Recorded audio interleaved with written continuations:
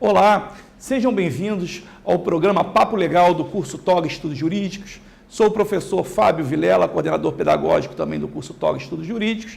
Estamos recebendo hoje o professor Leandro Antunes. Obrigado, professor, por ter aceito o nosso convite para falar um pouco sobre informativos do TST. E nós tiramos o informativo 149 do TST, que fala sobre adicional de insalubridade.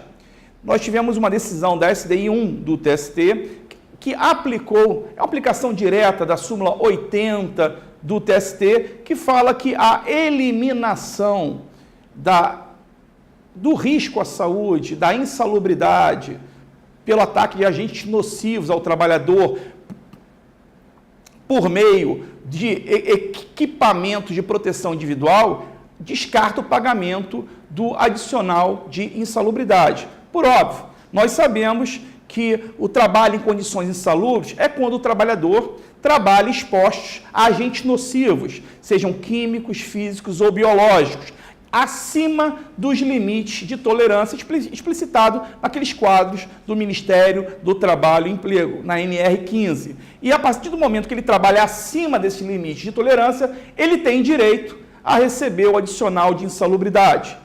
Tanto é assim que o artigo 191, incisos 1 e 2 da CLT, diz que quando o meio ambiente de trabalho for devidamente reorganizado, neutralizando ou eliminando a insalubridade, ou quando forem fornecidos equipamentos individuais de proteção ao trabalhador, eliminando ou neutralizando a insalubridade, logicamente não é devido o pagamento de adicional de insalubridade.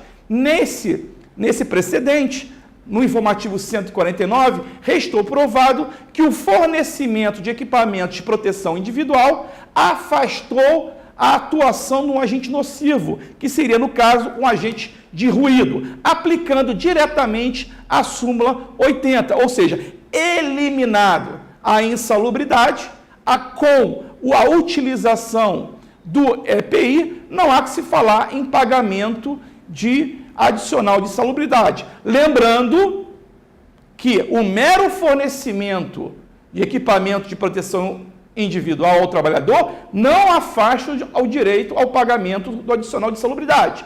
Ele deve ser fornecido, deve ser utilizado e com a utilização deve eliminar ou neutralizar a ação desse agente nocivo.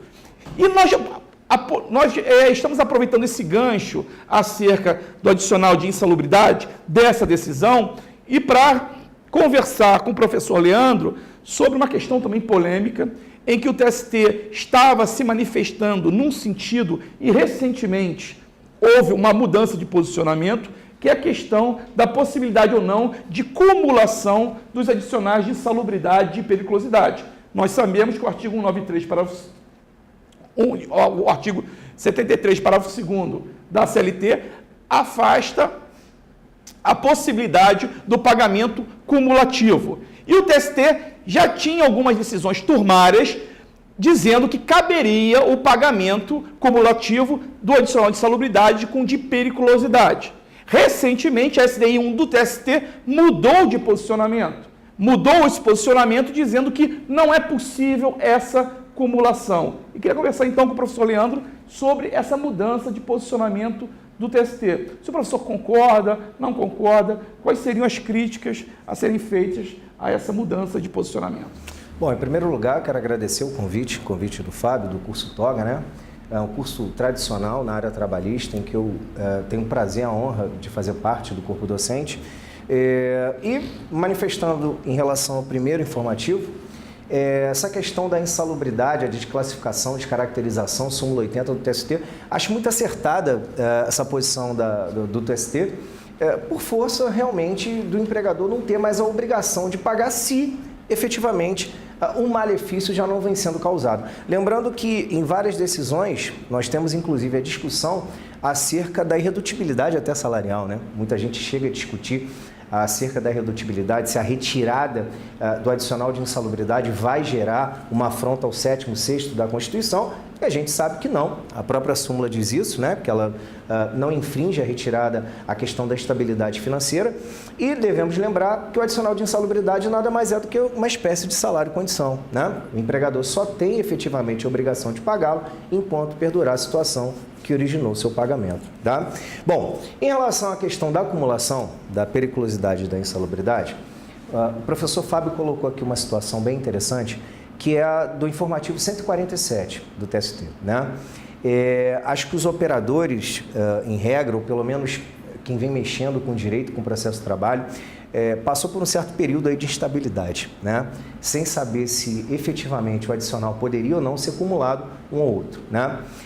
Sempre tivemos notícias da não possibilidade de acumulação e de um momento para outro o TST entendeu pela possibilidade de acumular periculosidade com insalubridade, destacando, né, professor Fábio, aquela ideia das convenções 148 e 155 do TST, sempre aquela discussão acerca da sua natureza, da sua incorporação ao nosso ordenamento jurídico, se ela vem como norma de direito constitucional, se ela vem com a ideia de norma supralegal. Isso é super interessante, porque, obviamente, você compara, você faz uma antagonia das convenções com a CLT e, teoricamente, você teria a prevalência das convenções. Daí que vem muito esse raciocínio da possibilidade, justamente, de cumulatividade. Informativo 134, também do TST, já nos dizia acerca da impossibilidade de acumulação. Então, a gente tem que lembrar que, por mais que eu tenha um entendimento bem recente do Informativo 147, o TST já se manifestou também nesse sentido. Só que ele se manifestou nesse sentido, depois em sentido contrário, e agora ele retorna àquele sentido. Essa aqui é a grande questão. Eu, sinceramente, acho que algumas atividades, em específico, elas realmente vão causar tanto malefício à saúde como também um malefício à vida. Eu sempre utilizo como exemplo o caso do frentista de bomba de posto de gasolina, que a gente sabe que temos a súmula 39 do TST, que diz que ele vai ter direito adicional de periculosidade. Mas, se você imaginar, eu às vezes enxergo até mais uma condição insalubre do que perigosa. Né? Você fica ali manuseando álcool, éter, produto químico, GNV, o que seja, sem qualquer equipamento de segurança, e eu acho que é quase impossível não ter qualquer tipo de malefício à saúde naquela operação, né? Então, eu acho, honestamente, para determinadas atividades, a possibilidade de acumulação deveria existir, sim, né? Acho que essa regulamentação deveria ter sido feita de forma diferente. Inclusive, muito se fala da norma regulamentadora número 16 do TST, que trata da periculosidade e tudo mais, da 15 e da 16, né, que tratam dos dois adicionais, mas eu acho sim que poderíamos ter uma regulamentação acerca de algumas atividades com essa possibilidade de acumulação. Certo, até porque, complementando o professor Leandro Antunes, de fato, nós temos a CLT dizendo que não há acumulação, nós temos as normas regulamentadoras do Ministério do Trabalho e Emprego, que é a 15 e 16, mas temos o artigo 7º e 23 da Constituição, que assegura, inclusive no rol do artigo 7º, o direito ao pagamento adicional de remuneração por atividades penosas, insalubres e perigosas, e na forma da lei, e não faz qualquer restrição específica, né? E, claro, eu acho que aí, nesse caso, seria um caso típico, vamos voltar aos princípios, inclusive do direito do trabalho, né, indúbio para operário. Ou seja, se é possível eu ter uma interpretação extensiva, porque eu vou fazer uma interpretação restritiva quando a lei, quando as convenções, na verdade a lei até faz, mas as convenções que foram incorporadas assim ao nosso ordenamento jurídico possibilitam esse pagamento.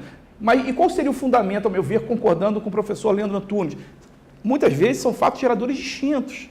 Uma coisa é insalubridade, a outra coisa é periculosidade. Um põe em risco a vida, sim, a possibilidade de contatos com inflamáveis, com explosivos, ou agora atividades perigosas, como os vigilantes. Outro é a questão do contato com agentes nocivos, físicos, químicos ou biológicos.